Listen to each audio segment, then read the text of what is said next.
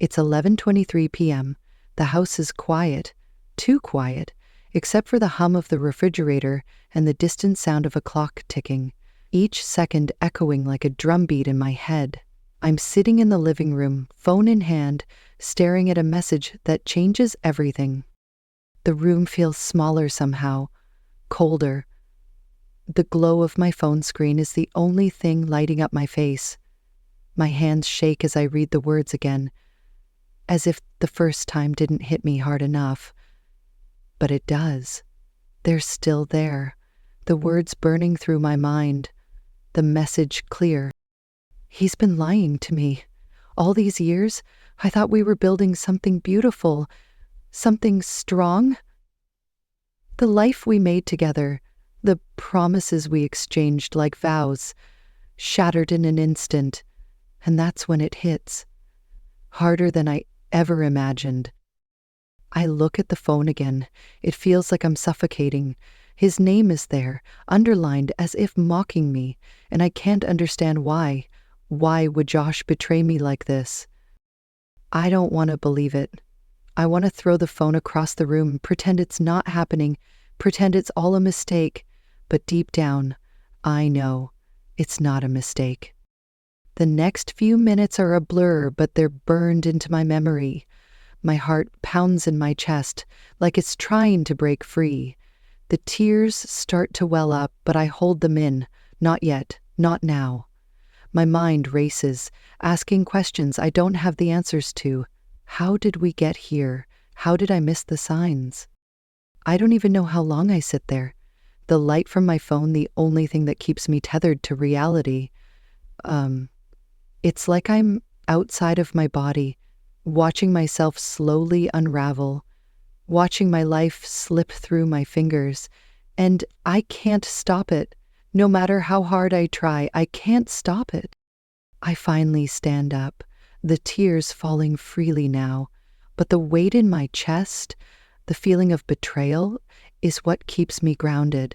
The pain is suffocating. No matter where I turn, I can't escape the truth. I want to scream. I want to throw things. I want to run away and never look back. But I don't. I stay. I don't even know why I stay. Maybe it's because I need answers. Maybe it's because I need him to look me in the eyes and tell me why. Tell me why everything we built together means nothing. I need to know if there's a chance for us, if there's a way to fix this, if I can ever trust him again. As the night stretches on, I find myself questioning everything.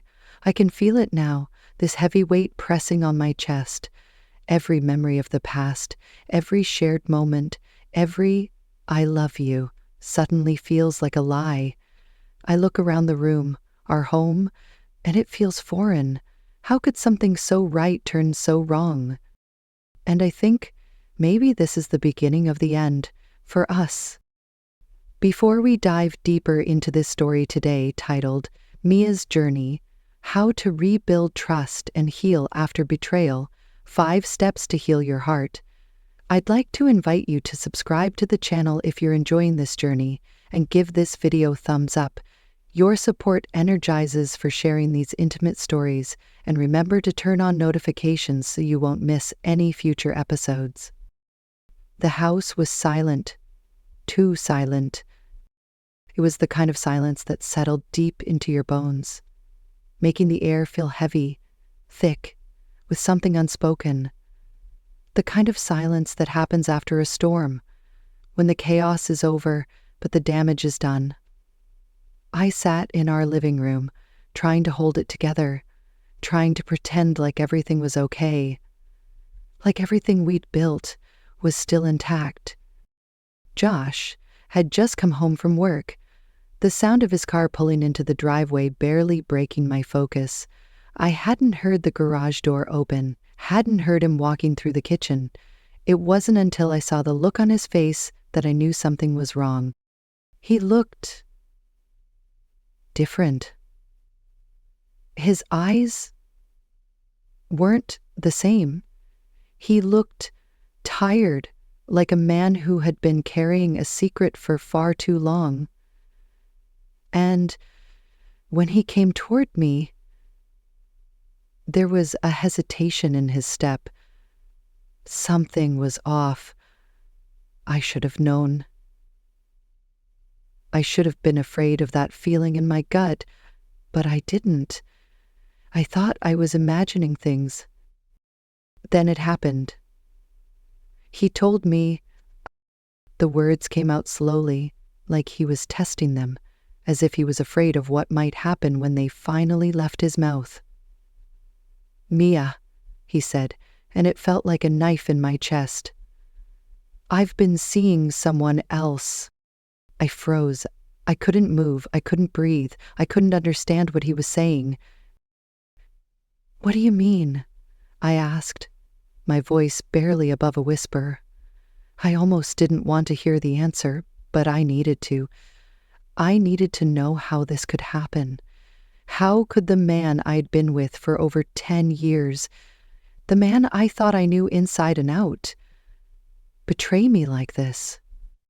He told me about Laura, the affair, the lies, the stolen moments.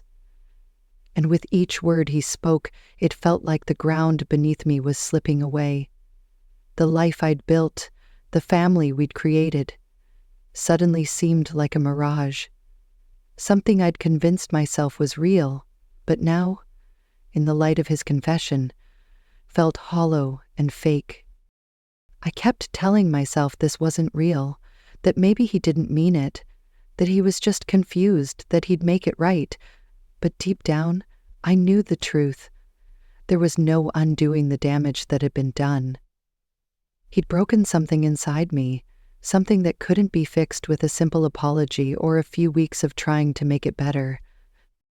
The betrayal wasn't just about another woman. It was about the trust we'd built over the years, the little things, the promises, the late-night talks, the shared dreams. They were all gone in an instant. All those years of love, of building a life together, reduced to nothing.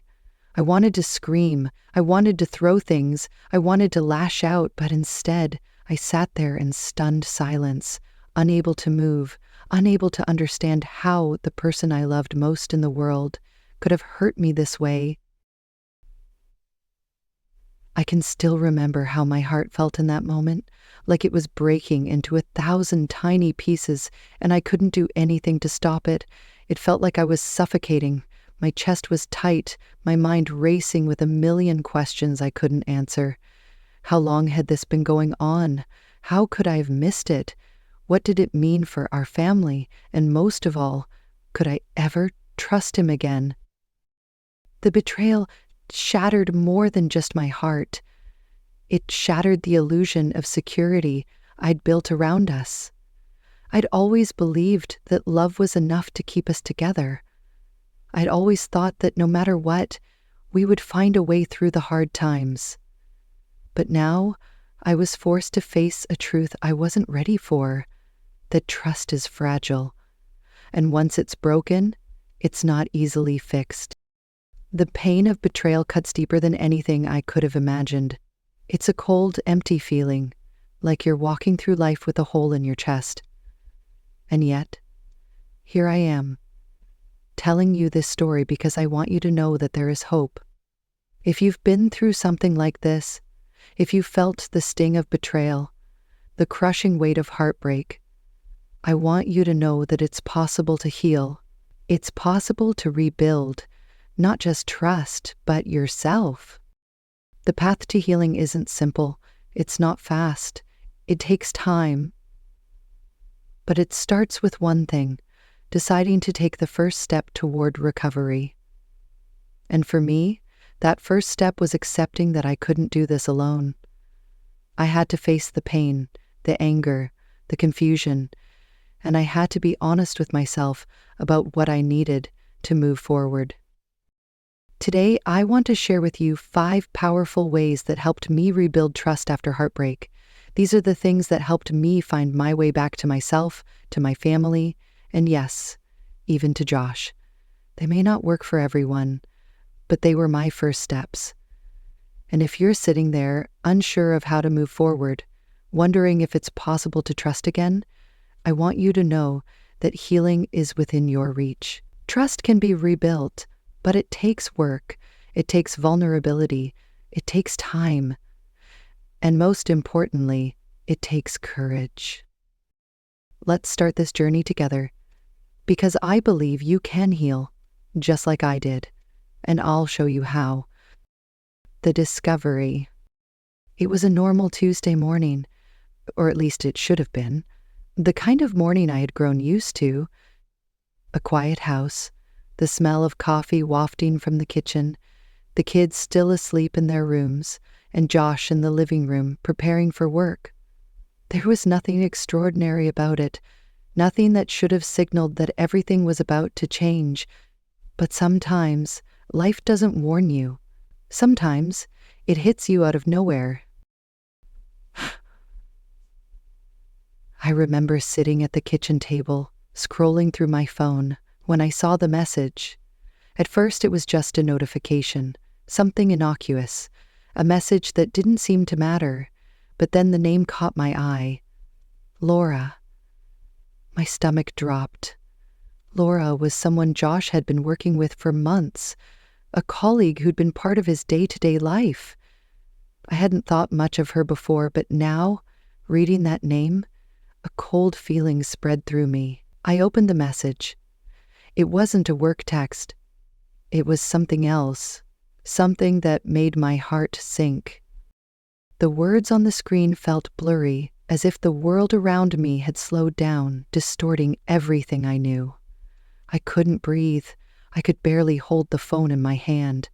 My fingers felt numb as I stared at the screen. I blinked, hoping the words would change, that maybe I had misread them. But no, they were still there, plain as day. I could feel the room closing in on me, as if the walls themselves were pressing down, suffocating me.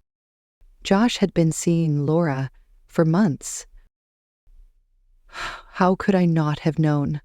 The question circled in my mind over and over again. I felt like I was floating outside my body, disconnected from everything I had known as reality. How could the man I loved, the father of my children, betray me like this? My head spun with disbelief. This wasn't just a betrayal of trust. It was a betrayal of everything I thought I understood about love. About us. I stumbled toward the living room, barely able to keep my legs from giving way beneath me. Josh was standing there, casually sipping his coffee, looking at his phone. His normal morning routine. He had no idea that everything had just shattered. The words came out of my mouth before I could stop them. Is it true? Have you been seeing her? His face went pale, and in that moment, I knew. I knew that he had known all along that I would eventually find out. He didn't even try to deny it. He just stood there, silent, waiting for the storm to break. And when it did, it was worse than anything I could have imagined. The feeling of betrayal wasn't just in the knowledge of his affair. It was in the realization that my trust had been shattered, that the foundation of everything we had built together was now nothing more than dust. I couldn't wrap my mind around it. I couldn't breathe. It felt like the floor had been ripped from under me, and I was falling into an abyss, completely helpless. The pain of betrayal. The pain of betrayal is unlike anything I've ever experienced. It's not just the hurt of discovering someone you love has been unfaithful. It's the devastation of realizing that every promise they made to you, every future you envisioned together, has been built on lies. The anger comes later, but the pain is immediate. It wraps itself around your heart like an iron grip, squeezing and squeezing until you can't tell where the hurt ends and the confusion begins. I wanted to scream. I wanted to hit something, to lash out and make him feel the way I did. But the pain was too much. It was all-consuming, leaving me weak and fragile. How could Josh do this to me? How could he betray not just my love, but my trust? It wasn't just the affair. It wasn't just the physical act of cheating. No, what hurt more was that he had broken a promise we had made years ago, standing in front of each other, exchanging vows, for better or worse. Those words echoed in my head, and now they felt hollow, empty. What had he meant by them? Had they meant anything at all? I kept thinking back to all the little moments we had shared. When we talked about our hopes for the future, when we planned vacations, when we laughed together at the kitchen table. Those moments now felt like lies, as though everything had been an illusion. I had believed in us. I had trusted him completely. And now that trust had been ripped away, and I was left standing alone in a world that felt foreign and cruel. The betrayal wasn't just physical, it was emotional. The lies Josh had told, the secrets he kept, tore at the very fabric of who I was.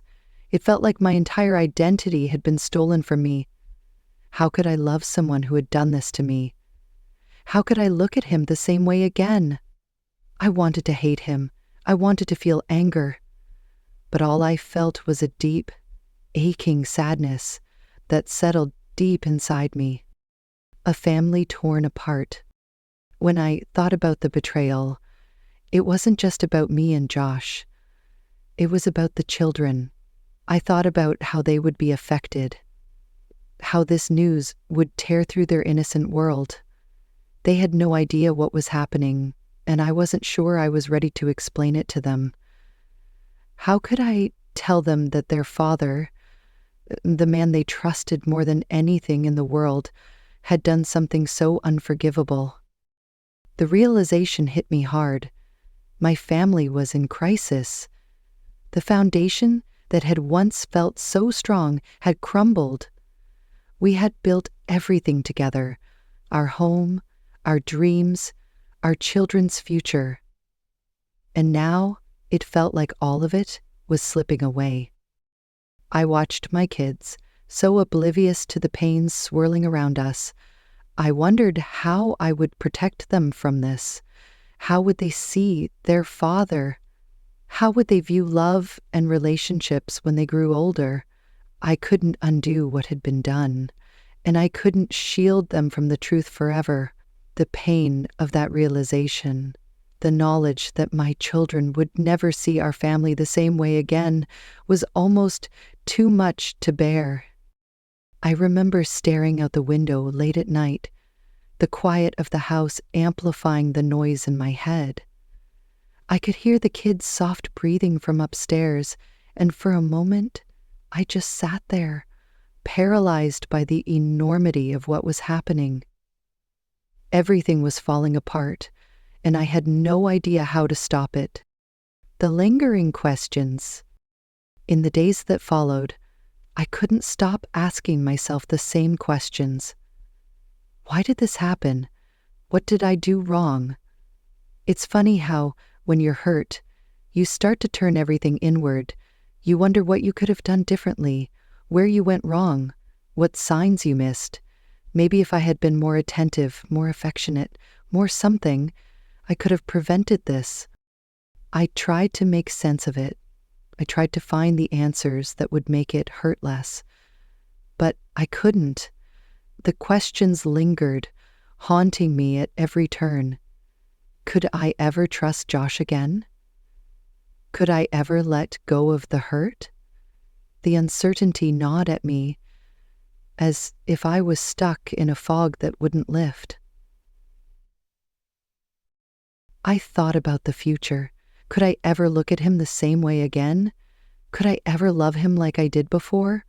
Would we ever be able to rebuild what was lost? There was no clear answer, no easy solution. It felt like I was standing at the edge of a cliff, unsure if I could take the next step.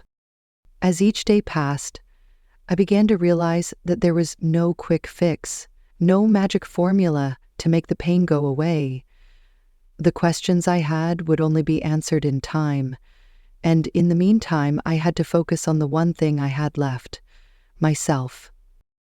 Click subscribe and remember to turn on notifications so you won't miss any future episodes.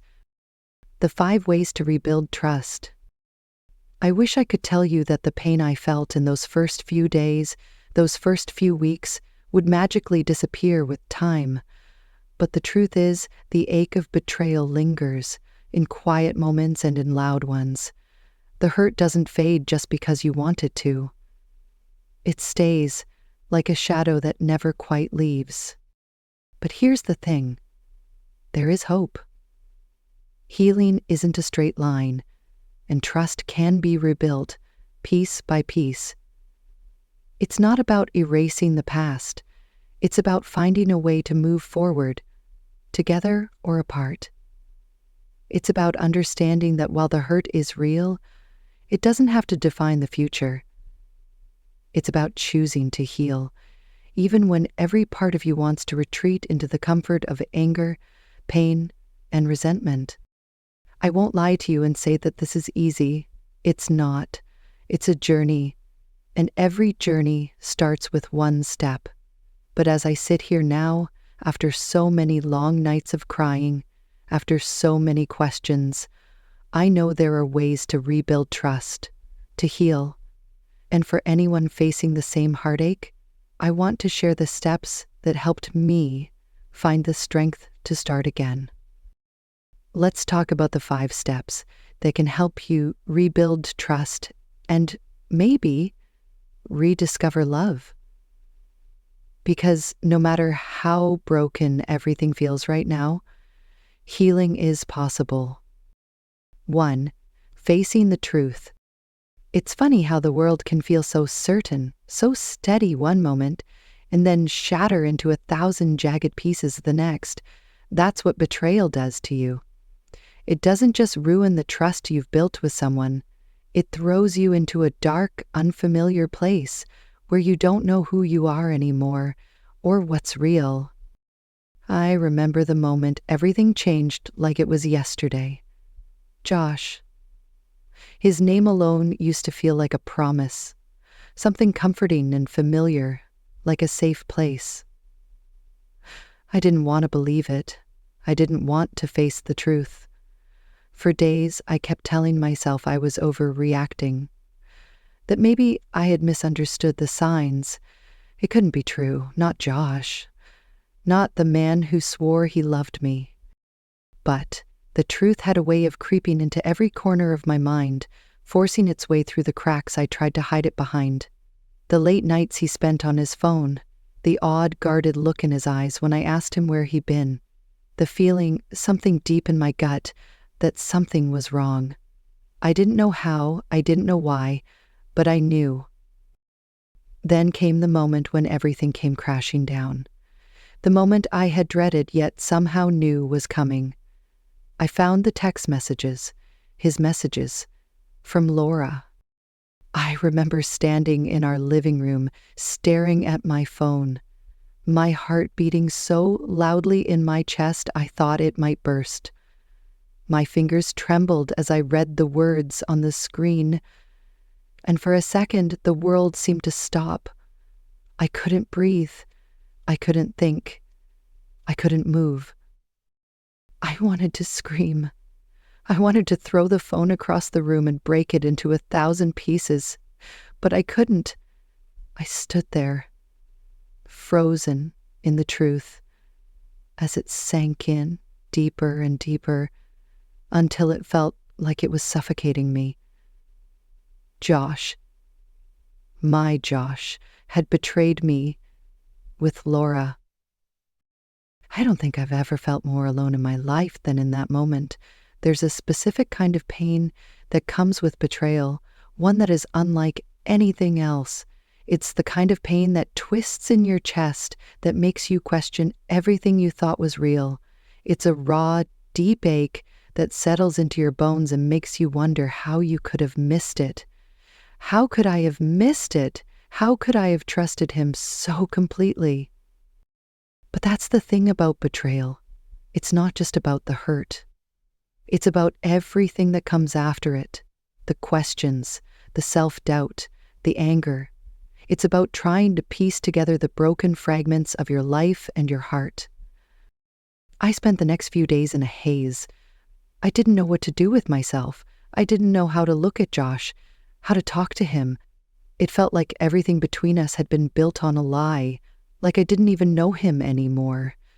The man I thought I knew, the man I had loved, wasn't the same person I was looking at now. I remember feeling this overwhelming urge to avoid it all. I didn't want to confront Josh, didn't want to hear his excuses or explanations. I just wanted to forget, to pretend none of it had happened, to pretend I hadn't seen those messages. It would have been easier. It would have been safer. But there was something in me, something deep down, that knew that avoiding the truth would only make it worse. Avoiding it wouldn't make the pain go away. It wouldn't make the betrayal stop hurting. It would just stretch out the agony, making it linger in my mind, keeping me stuck in the past. The hardest part wasn't confronting Josh about what I had discovered. The hardest part was facing the fact that I had to face the truth. I had to hear it from him, no matter how much I didn't want to. So I did what I never thought I could do. I asked him. I remember the way his face went pale when I confronted him, the way he opened his mouth to speak but couldn't find the words. For a moment, I thought maybe he was going to lie, tell me it wasn't true or make some excuse, but he didn't. He didn't deny it. He didn't try to pretend. And that, in some sick way, was worse than anything. He confessed. And with his confession, 1,000 questions flooded my mind. How long had this been going on? Why didn't he tell me? Why didn't he love me enough to stop? I could feel the anger rising inside of me, the betrayal seeping through my skin like acid. But even in the midst of my rage, something shifted. The truth, no matter how painful, was the only way to start healing. It was the only way I could even begin to understand what had happened and why it had happened. The more I confronted the truth, the more I realized how much I had been avoiding, how much I had buried. I had been running from the pain, trying to pretend everything was okay, but I couldn't do that anymore. Confronting Josh wasn't easy. The words I said to him weren't kind. I yelled, I cried, I demanded answers. But in that raw, messy confrontation, I found something. I found the first step in rebuilding trust. I faced the truth. It wasn't pretty. It wasn't a clean, clear-cut moment where everything magically fell into place, but it was necessary, because as hard as it was to face that truth, as much as it hurt, it was the only way to start moving forward. It was the only way to understand the betrayal, to understand the damage it had done to me and to our relationship. And that's the thing I want to share with you. You have to face the truth. You can't run from it. You can't hide from it. It will always find its way to you. And when it does, you have to look it in the face. You have to ask the hard questions, even if you're not ready to hear the answers. If you don't confront it, if you don't allow yourself to see it for what it is, you will never be able to heal. You will never be able to rebuild trust, either with the person who hurt you or with yourself. I won't lie and tell you that it gets easier. Confronting the truth doesn't make the pain go away, but it gives you the chance to start over. It gives you the chance to take control of your own healing. So if you're reading this right now and you're afraid to face the truth, whether it's about a betrayal or about something else in your life, know that you're not alone. It's okay to be afraid. It's okay to be scared. But I promise you, confronting the truth is the first step toward healing. It's the first step in rebuilding trust, and no matter how hard it is, it's the only way forward. And if you choose to face it no matter how hard it is, I can promise you this, You'll be stronger for it. 2. Communication is key. It's strange, isn't it? How we often keep everything inside, thinking it's better to bottle it up than to let it spill out into the open.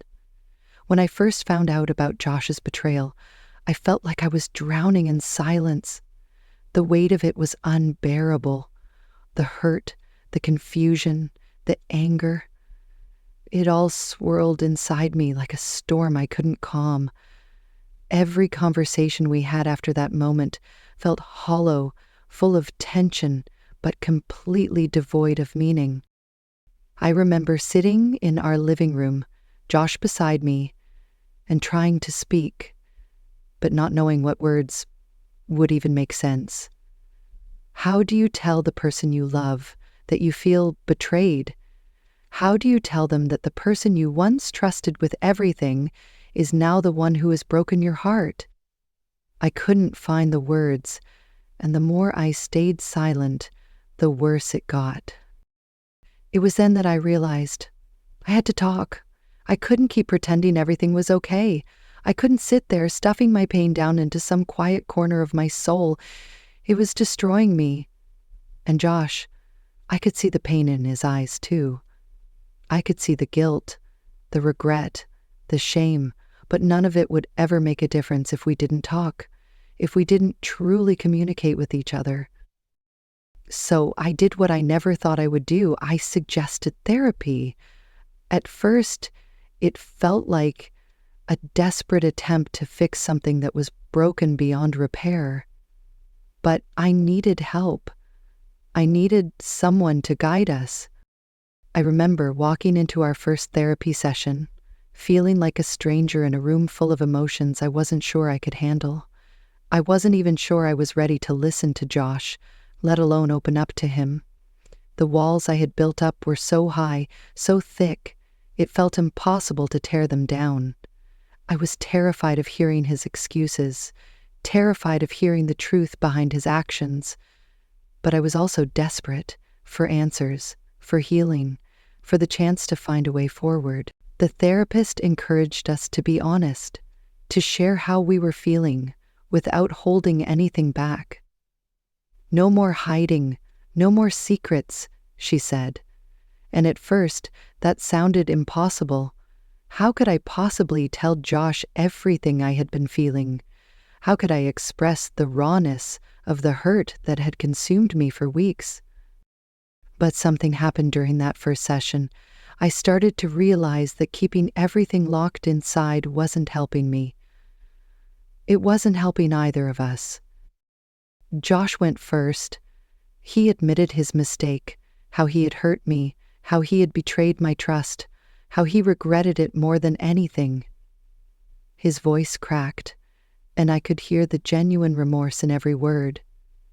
And for the first time in weeks, I didn't feel like I was the only one suffering. He was suffering too. That realization was a wake-up call. I wasn't alone in this. But it was my turn next. The therapist asked me to express my pain, to tell Josh what I had been feeling all this time. And in that moment, everything I had been holding inside came flooding out. "You lied to me," I said, my voice trembling. "You told me you loved me, you promised me, and then you betrayed me. How am I supposed to trust you again?" The tears came, and I couldn't stop them. I had kept all of this inside for so long, trying to make sense of it, trying to avoid facing the anger I felt. But there it was, raw and real. And in that moment, I realized something important. For all the pain, for all the heartbreak, I was finally speaking my truth. And I was finally being heard. The therapist gently reminded us that communication wasn't just about speaking our minds. It was about listening, too. Really listening. And that's when things began to change. Josh started listening to me in a way I hadn't seen before. He wasn't just waiting for his turn to speak. He was listening with empathy, with understanding, with the willingness to hear the full depth of my pain. It wasn't perfect. There were moments when we both struggled, when words got tangled or emotions ran too high. But it was progress. The more we communicated, the more we understood each other. I started to learn something important, that rebuilding trust didn't happen overnight. It didn't happen in one conversation or one therapy session. It happened in the little moments, in the honesty of speaking my truth, in the quiet act of listening when Josh spoke his. Slowly but surely, we began to rebuild. It wasn't easy. It wasn't without setbacks. But each time we communicated openly, we took a small step forward. And with every conversation, with every shared feeling, we began to mend what had been broken. So, if you're in the midst of something similar, struggling to rebuild trust in your relationship, I can't stress this enough. Communication is key. You can't fix what's broken if you're not honest with each other. And that honesty isn't just about talking, it's about listening too. You need to make space for each other to speak your truth, no matter how difficult it may be. Don't hide your feelings. Don't bury your pain. And don't pretend everything's okay when it's not. It will eat away at you, and it will eat away at the relationship. If you're not in therapy, that's okay. Start with the small things. A regular check-in. Ask each other how you're really feeling, even if it's hard to say. Ask questions. Don't be afraid to be vulnerable. It's scary, yes, but it's the only way you can truly heal. Josh and I weren't perfect. Our journey wasn't easy, but with every conversation, we moved closer to rebuilding what we once had. And in some ways, creating something new, something stronger, something more honest. And that's all because we were willing to communicate. So, if you're struggling, remember this. You can't rebuild trust if you're not communicating honestly. If you want to heal, you have to speak your truth, and you have to listen to theirs. Only then can you begin to rebuild what was broken. 3. Establishing boundaries. There's a quiet, almost invisible line we draw when we're hurt. A line between what we will tolerate and what we simply won't. It's the line between love and self-preservation. In the midst of all the confusion, the anger, the heartache, I knew one thing for sure. I had to protect myself. I had to find a way to heal, not just for me, but for the sake of our family. When you've been betrayed, when someone you trusted has broken your heart, the instinct to protect yourself is overwhelming. I didn't want to shut Josh out, but I knew I had to create some space.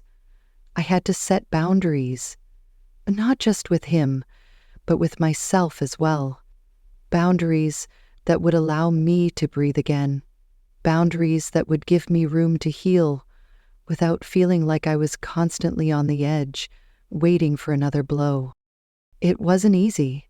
In fact, it felt unnatural at first. How do you set boundaries with the person you've built your life with? How do you tell someone, this is what I need from you now, and this is what I need for myself? It felt like I was creating walls, not bridges. But the truth is, those walls weren't about pushing Josh away. They were about protecting my emotional well-being. I remember the day I sat down with Josh, feeling both nervous and resolute. I didn't want to come off as cold or unfeeling, but I had to make it clear that things couldn't go back to the way they were, not immediately, not without change. I need you to understand something, I said, my voice steady but firm. I can't just pretend everything's fine. I need time. I need space. I need to know that you respect what I'm going through and that you're willing to give me the time I need to heal. Josh listened, his face a mixture of guilt and hope. He didn't argue. He didn't make excuses. For the first time in weeks, he was truly hearing me. And that moment, as awkward and uncomfortable as it was, marked the beginning of something important. the start of rebuilding, not just trust, but mutual respect. I told him that for a while I needed space to process everything. I needed to be able to go to therapy alone, to work through my feelings without constantly worrying about what he was thinking or how he was feeling. I needed time to be with myself and figure out where I stood in all of this. But it wasn't just about taking space. It was about setting boundaries that would help us both grow. I told him I needed to see consistent effort from him, consistent change. Words were no longer enough. He needed to show me, through his actions, day in and day out, that he was serious about repairing the damage he had caused. "I'm not asking you to fix everything overnight," I told him, "but I need to see that you're committed to this, that you're committed to me, to us, and to our family." It wasn't just about me anymore. It was about our children, too. I had to think about how all of this would affect them. They were watching us, listening to us, feeling the tension in the house. And as much as I wanted to shield them from the pain, I knew that they deserved a home where respect was non-negotiable. I didn't want them to grow up thinking that love meant allowing someone to hurt you, that love meant silence in the face of betrayal. So, I set boundaries around that too. I made it clear to Josh that we needed to create a stable, healthy environment for our children, one where they could feel safe, loved, and secure. We couldn't let our problems bleed into their lives any more than they already had. It was time to make choices that would protect them, even if it meant uncomfortable conversations or difficult adjustments. As the days went on, I began to feel a strange sense of relief. It was like I could breathe again. These boundaries weren't walls to keep Josh out. They were bridges to help us navigate the pain in a way that wouldn't destroy what we had built. They gave me the space I needed to heal, and they gave Josh the chance to prove that he was willing to do the hard work too. In the past, I had always tried to be everything for everyone, always giving, always compromising, always putting others' needs before my own. But this time was different. I had learned the hard way that my emotional health had to come first. If I didn't set boundaries, I would lose myself in the process of trying to save a relationship that had already hurt me too much. And in setting those boundaries, I found clarity. I began to understand what I truly needed from Josh, not just to rebuild trust, but to rebuild myself. I needed him to be honest, consistent, and patient. I needed him to acknowledge my pain, not try to fix it right away, but to be present with me as I worked through it. I needed to see him take responsibility for his actions, not in grand gestures, but in small, everyday ways. It was a process. Every day felt like a step forward and sometimes a step back, but the boundaries I set allowed me the emotional space to process my feelings and to see if the trust between us could ever be rebuilt, not because of what Josh did, but because of what we were both willing to do together. If you're in a similar place, struggling to rebuild after betrayal, I can't stress enough how important it is to establish boundaries, both for yourself and for your relationship. Boundaries are not about control or punishment. They're about self-care. They're about protecting your heart while you heal. They're about respecting each other's needs and acknowledging that both partners need space to grow and rebuild. Without boundaries, trust becomes a fragile thing, easily broken again. But with boundaries, you create a foundation for healing. You create a space where both of you can breathe, reflect, and work towards something stronger, something more resilient. In the end, it was these boundaries that allowed Josh and me to rebuild, not just trust, but respect, and in the process, we both learned what it meant to truly protect and honor each other's needs. And that made all the difference. 4. The power of forgiveness. Forgiveness is a word that's often tossed around like a simple solution, a quick fix to make everything right again. But let me tell you, it's not. It's not easy. In fact, it feels impossible at times.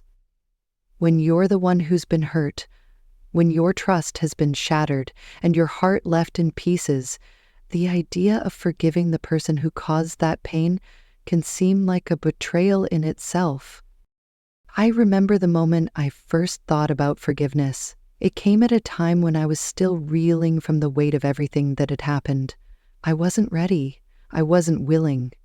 The anger inside me was so fierce, so all-consuming, that I couldn't imagine letting it go. How could I? How could I forgive Josh after what he had done? Forgiveness at first felt like weakness.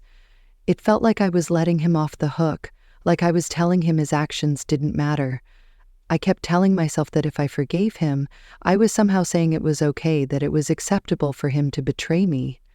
But that's not what forgiveness is. Forgiveness is not about excusing the hurt, brushing it aside, or pretending it never happened. It's about letting go of the weight of it, allowing yourself to heal, and freeing yourself from the chains of anger and resentment that bind you to the past. I knew this deep down. I knew that if I wanted to move forward, if I ever wanted to truly heal, I had to find a way to forgive. Not for Josh's sake, but for my own.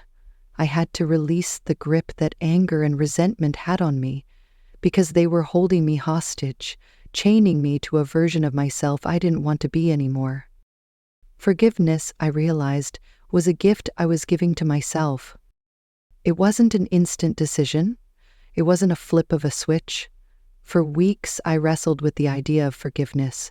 I cried over it. I argued with myself about it. I would wake up some mornings feeling like I had it in me, like I was ready to forgive. And then, in the blink of an eye, a memory would hit me. His betrayal, the lies, the broken promises, and I'd feel the anger rise again, suffocating me, drowning me in its power.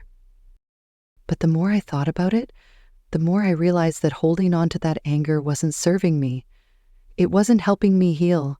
It was only keeping me stuck in the past, replaying the hurt over and over again. And every time I relived that pain, I felt more and more distant from the woman I wanted to be. I knew I had to make a choice. I remember the first time I truly forgave Josh. It wasn't in a grand dramatic moment. It wasn't in a single conversation or a perfect resolution. It came in the quiet of my own mind, when I was alone, when I finally allowed myself to feel the weight of everything that had happened. It was in that moment that I chose forgiveness, not because Josh deserved it, but because I deserved peace. Forgiveness was a quiet release, a soft exhale. It was a decision to stop letting my pain define me, to stop letting his actions control my future. I forgave him, not because he had earned it, but because I was done carrying the anger that was weighing me down. In that moment, I realized something powerful. Forgiveness doesn't mean forgetting. It doesn't mean everything goes back to the way it was. It doesn't mean the pain disappears. But it does mean you choose to move forward, to let go of the grip that past hurt has on your present. It's about freeing yourself, reclaiming your peace, and choosing to heal in your own time, on your own terms. And I'll be honest, some days I still feel the weight of it. I still get angry. There are still moments when I want to scream, when I want to remind Josh of everything he did. And that's okay. Healing isn't linear. Forgiveness isn't a one-time thing. It's something you have to choose again and again, every single day. But each time I forgive, even in those small, quiet moments, I feel a little lighter, a little freer, and I know that I'm moving closer to the peace I've been longing for. So if you're struggling with forgiveness, if you're holding on to anger and pain that's eating away at you, I want you to know something. Forgiveness is not about the other person. It's about you. It's about reclaiming your power, about choosing to heal, about letting go of the hurt that has been holding you hostage. You don't have to forget. You don't have to pretend it didn't hurt. You don't have to rush it. Forgiveness takes time, and that's okay. What matters is that you choose to free yourself from the anger, from the resentment, and from the past that is keeping you from moving forward. Forgiveness is the most powerful thing you can do for yourself. It is the key to unlocking the peace that you deserve. 5. Rediscovering yourself and your independence. There was a time, not too long ago, when I didn't recognize the woman staring back at me in the mirror. I'd lost myself somewhere along the way, lost in the daily grind of trying to hold everything together, trying to please everyone, trying to make the pieces fit in a life that wasn't truly mine. I had given so much of myself to the relationship, to Josh, to the family, that I forgot to give to the person who mattered most, me. After the betrayal, I felt empty. It was as though the person I had been before the hurt, before the heartbreak, was someone I could no longer reach. I was angry, broken, and confused. I didn't know who I was without him. I didn't know who I was without that life I had built, without the roles I had played. But one of the hardest yet most important lessons I learned was that I couldn't rebuild anything until I rebuilt myself first. It was a slow, painful process. At first, the idea of focusing on myself felt foreign, even selfish. How could I think about me when there was so much to fix, so much damage to repair? How could I focus on rebuilding my own life when everything I had worked for felt like it was falling apart? But there came a moment when I realized that in order to move forward, I had to take back what was mine. I had to rediscover my independence, my strength, and my sense of worth outside of the relationship. I started small, finding little things that brought me joy. I picked up hobbies I'd forgotten about, like painting, something I used to do all the time but hadn't touched in years. I began to take long walks by myself without any agenda, just to clear my mind. And slowly, I started to remember who I was before the hurt, before the betrayal. I wasn't just a wife. I wasn't just a mother. I wasn't just someone's partner. I was Mia, a woman who had dreams, passions, and a life of her own. I had spent so long pouring everything into others that I had lost sight of the fact that I was worthy of love, care, and attention too. Regaining my independence didn't mean leaving Josh behind or abandoning the life we built. It meant finding a way to stand on my own 2 feet again, to become the person I had forgotten in the midst of everything. It meant that I wasn't defined by what happened to me, but by how I chose to rise from it. As I embraced my independence, I began to feel stronger, more confident, more whole. I learned that my worth didn't depend on someone else's actions or validation. It wasn't tied to whether Josh had betrayed me or not. It was intrinsic, something that was mine from the start. I started setting boundaries for myself, not just with Josh, but with everyone in my life. I learned how to say no without feeling guilty. I learned how to prioritize my own needs, to nurture my own well-being. For the first time in years, I began to feel like I was taking care of me. This journey of rediscovering myself wasn't just about healing from the betrayal. It was about growing into the woman I was always meant to be. It was about finding my own strength, my own voice, and standing in my own power. And as I did that, I found that my relationship with Josh began to change too. When I started taking care of myself, when I started showing up for me, I was able to show up for him in a way I hadn't before. Not out of obligation or desperation, but out of a place of strength. from a place of self-love. I didn't need him to complete me. I was already whole. And when I became whole, I was able to truly see the value in my relationship, and it became stronger because I wasn't trying to fill a void anymore. I wasn't depending on Josh to define me or to fix me. Instead, I was able to build a partnership based on respect, mutual growth, and true love. Rediscovering myself didn't happen overnight. It took time, patience, and sometimes a lot of tears.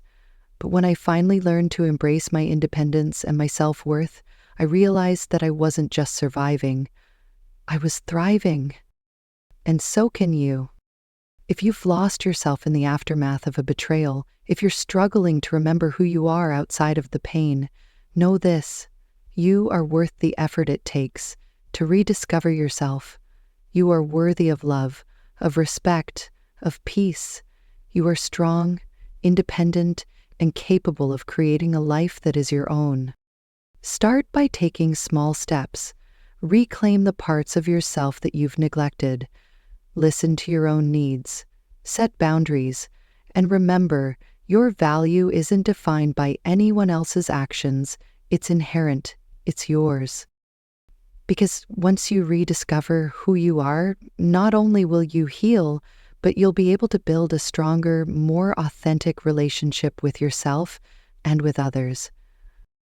Click subscribe and remember to turn on notifications so you won't miss any future episodes. Reconnecting with her children.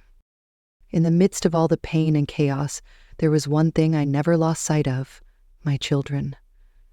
They had been through so much. Seeing me broken, watching the cracks in our family grow wider with every passing day. I couldn't shield them from the hurt, no matter how much I tried.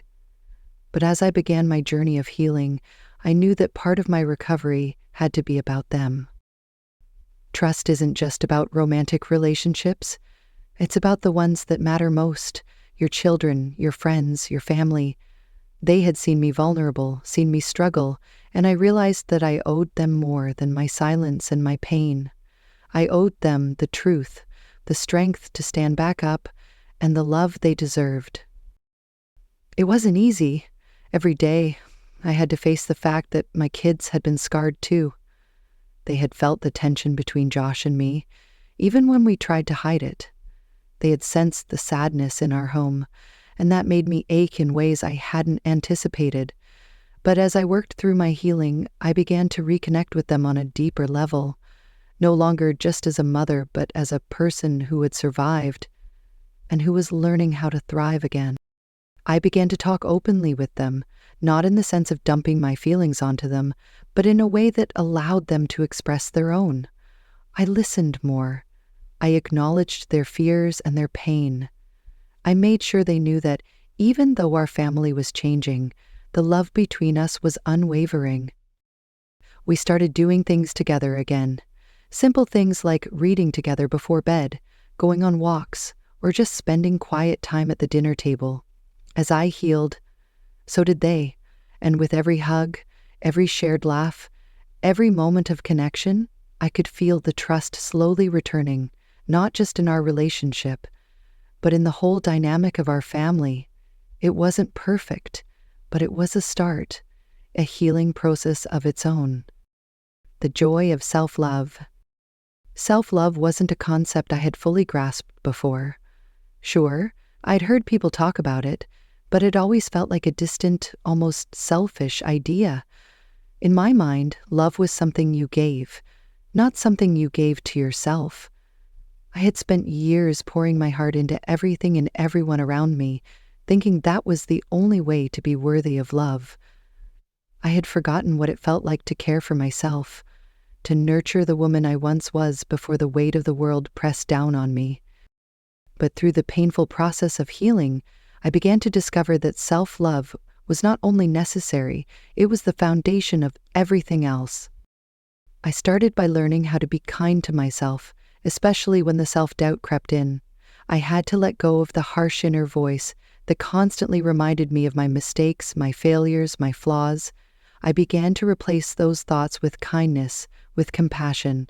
I looked in the mirror and saw not just the remnants of the woman I had been, but the woman I was becoming. I treated myself the way I would treat a friend who was hurting, gently, with understanding. I allowed myself to grieve, but I also allowed myself to celebrate the small victories. Whether it was getting out of bed on a tough day or completing a goal I had set for myself, I learned to appreciate every step of the journey. And with self-love came strength. I no longer relied on external validation to feel whole. I didn't need to be anyone's perfect partner, mother, or friend. I was enough, just as I was. That realization was freeing. It meant that I could give love to others, not out of desperation or neediness, but from a place of abundance. I could love Josh, my kids, my friends, all while maintaining my own sense of worth. Self-love wasn't about being perfect. It was about being whole, being authentic, and showing up for yourself in ways you've never done before. A glimmer of hope for love again. There was a time when I didn't think I'd ever be able to love again. After the betrayal, love seemed like a distant, almost unreachable thing. How could I trust someone again? How could I allow myself to be vulnerable with anyone else? The thought of opening up, of putting myself in that position of potential heartbreak again, terrified me. But slowly, as I worked through the process of healing, a small glimmer of hope began to grow inside me. I began to realize that love wasn't the problem. Trust had been. And trust, like everything else, could be rebuilt. I started to entertain the idea of love again, not as something I needed to seek out immediately, but as something that could, in time, find me. I began to appreciate the idea of being in a relationship, not because I was desperate, but because I understood that love could be a healthy, nurturing force in my life. It wasn't about rushing back into a relationship or trying to recreate what I had with Josh. It was about being open to the possibility of love, but only when I was truly ready. I realized that the right kind of love wouldn't require me to sacrifice my independence, my peace, or my self-worth. The right kind of love would complement the life I was already building for myself, not complete me, but add to the richness of who I had become. The idea of love, of trusting someone again, didn't seem so impossible anymore. It was a hope, a small but steady hope, that one day I would open my heart again, not out of need, but because I was ready to share the love I had cultivated for myself with someone who deserved it. Click subscribe and remember to turn on notifications so you won't miss any future episodes. A new beginning. And now, here I am, standing at the crossroads of my life, looking back at the journey I've taken and forward to the future that lies ahead.